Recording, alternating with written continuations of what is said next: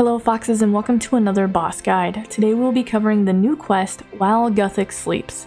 This quest is also packed with lore, so I can't wait to unpack that later, but for now, we'll be going over the two main boss fights in this, Surok, Magus, and the Balance Elemental, so let's jump right in.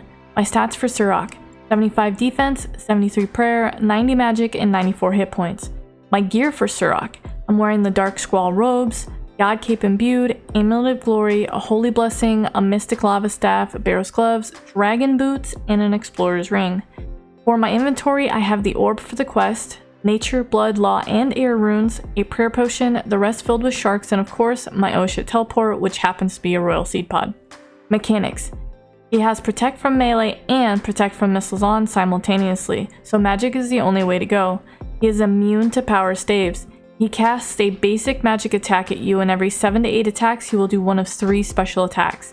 If he says, "Fighting you is beneath me," then he will spawn either a strong warrior or an agile warrior.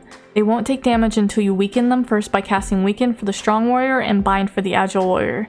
One hit after the Weaken or Bind will kill them. If they are not killed before they reach you, they will bind you and Surok will hit you for a 45+, which will also kill the warrior.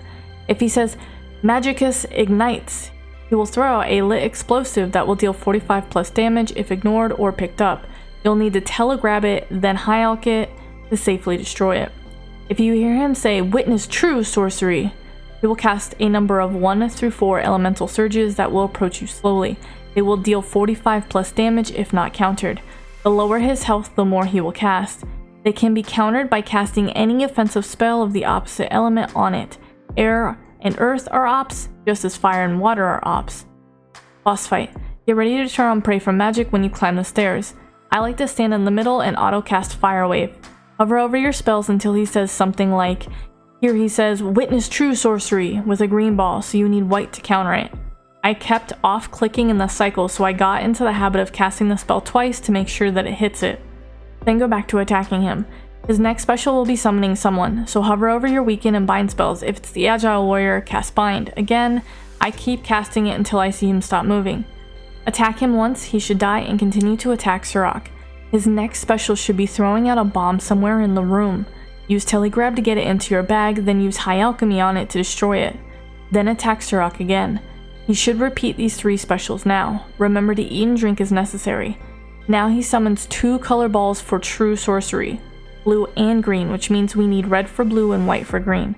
Unfortunately, I wasn't able to get either of them because I'm horrible at trying to cast on tick, but I can quickly heal up as I've barely eaten any food and continue this fight.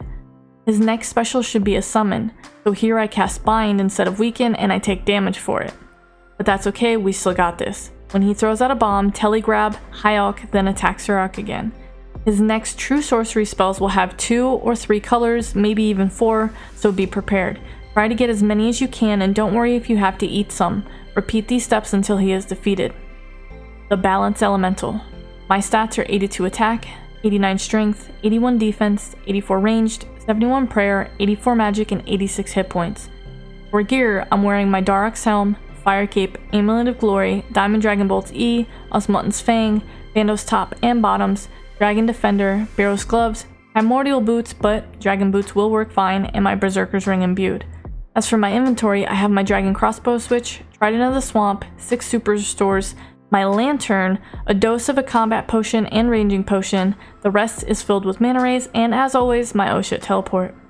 Mechanics: he changes between all 3 attack styles every 4th attack. He will drain your stats and a large chunk of prayer if not prayed against correctly. If he's orange, he uses ranged and will pray against melee. If he's white, he uses melee and prays against magic. If he's blue, he uses magic and prays against ranged. The white and blue colors can look similar, so pay close attention. As the fight progresses, he will speed up his attacks. Focus on getting the right prayer switches. Boss fight: when you're ready, run in and put on Pray from ranged, as he always starts orange. I'm using my staff to attack him as he is using Protect from melee. After 4 attacks, or when you see him change colors, switch prayers. He went white, so I put on Protect from melee and switched to my Fang. Now I'm going to dump my spec into him and sit on my prayers. I'm going to use my Fang for every form except orange. So it's just watching to see what color he changes to and changing my prayer. Blue, so I'll put on Pray from magic and keep hitting him with the Fang. White again, protect from melee, keep attacking with the fang. Okay, he's orange, so now I'll switch my prayer and my weapon, so protect from ranged and go to my trident.